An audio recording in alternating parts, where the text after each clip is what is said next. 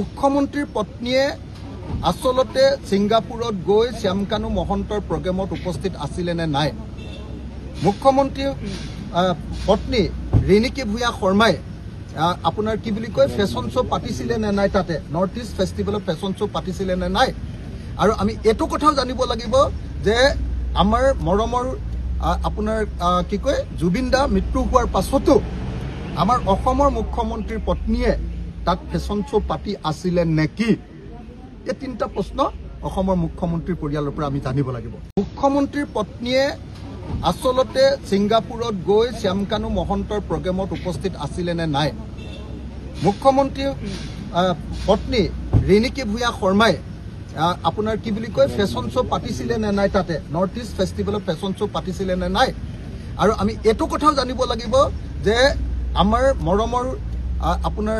কি কয় জুবিন দা মৃত্যু হোৱাৰ পাছতো আমাৰ অসমৰ মুখ্যমন্ত্ৰীৰ পত্নীয়ে তাত ফেশ্বন শ্ব' পাতি আছিলে নেকি এই তিনিটা প্ৰশ্ন অসমৰ মুখ্যমন্ত্ৰীৰ পৰিয়ালৰ পৰা আমি জানিব লাগিব।